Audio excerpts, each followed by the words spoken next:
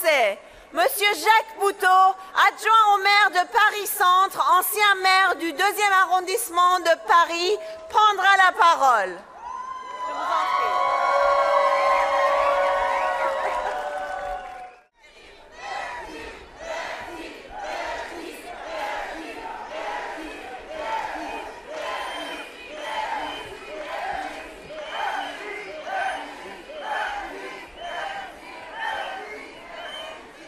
Chers amis, permettez-moi de vous appeler chers amis, car cela fait maintenant près de 30 ans que je suis à côté des résistants, des moudjahidines, du peuple iranien en France qui se bat contre le régime des mollahs.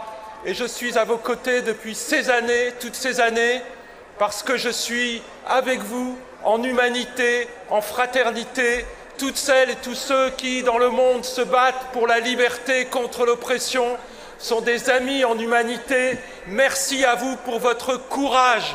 Merci d'être aussi nombreux. Merci d'avoir bravé le froid pour être cet après-midi avec nous, au cœur de Paris, au cœur de la capitale des droits de l'homme.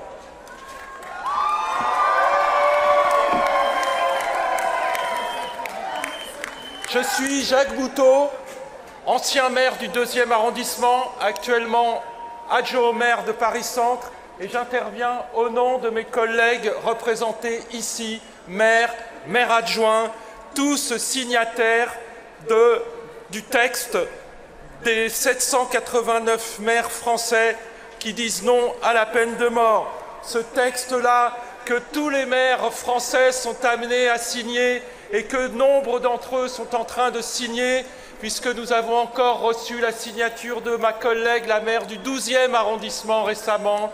Nous comptons des maires historiques comme Jean-Pierre Brard, Jean-François Le Garret et beaucoup d'autres encore. Martine Aubry, je ne les cite pas tous, vous m'en excuserez, la liste est longue.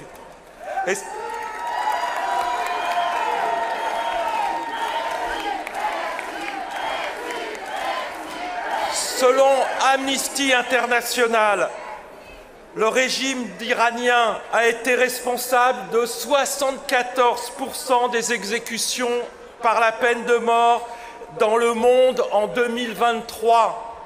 En 2024, le régime iranien a exécuté plus de 1001 personnes, 1001 vies supprimées, un chiffre qui est un record, un triste record mondial. Et cette tendance à l'exécution sommaire est alarmante puisqu'elle s'est intensifiée après l'arrivée au pouvoir du nouveau président avec plus de 800 exécutions en seulement 6 mois, dépassant les chiffres des années précédentes.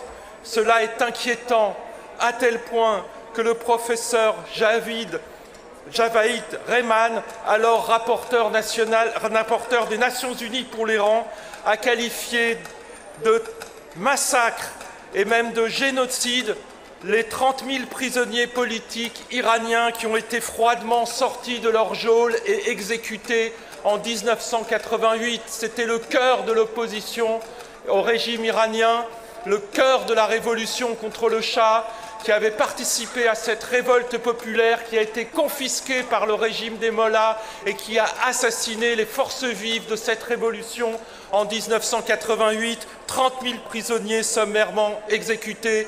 Ne l'oublions pas, nous l'oublierons jamais. Et que dit le rapporteur spécial des Nations Unies ? Il dit qu'il existe des preuves substantielles montrant que ces massacres, ces actes de torture et ces traitements inhumains contre les membres de l'organisation des Moudjahidines du peuple d'Iran ont été commis avec une intention génocidaire. Les exécutions sont un outil de répression visant à museler la société et à empêcher les soulèvements. C'est le gouvernement par la peur et le silence de la communauté internationale est complice. Il permet au régime iranien de poursuivre cette répression. Depuis le début de l'année 2024, celle-ci n'a pas faibli, comme je l'ai dit. Les prisonniers politiques dans 35 prisons iraniennes se soulèvent et ont le courage d'observer des grèves de la faim pour protester contre ces exécutions, contre ces tortures et contre ces arrestations de personnes qui se battent et qui se soulèvent contre le régime des mollahs. Dans ce contexte, nous, mères françaises et Français, soutenons l'appel de Mme Mariam Rajavi pour l'abolition de la peine de mort en Iran, un engagement inscrit dans le programme en 10 points pour l'avenir de l'Iran. Mme Rajavi a réitéré cette demande lors de la conférence internationale de août 2024 qui s'est tenue à Paris. Aussi, nous appelons solennellement le gouvernement français et les organisations internationales à agir pour mettre fin aux exécutions en Iran. La politique du silence et l'inaction ne doivent pas pouvoir continuer. Il est temps d'imposer des sanctions aux responsables iraniens impliqués dans ces crimes, en particulier Ali Khomeini et les autres instances du régime iranien qui les commettent. Nous appelons aussi l'Union européenne à s'insurger et à prendre des mesures contre cette situation. Nous sommes à vos côtés, nous le resterons jusqu'à la victoire finale et la victoire est à portée de main. Continuez la lutte. Merci à vous.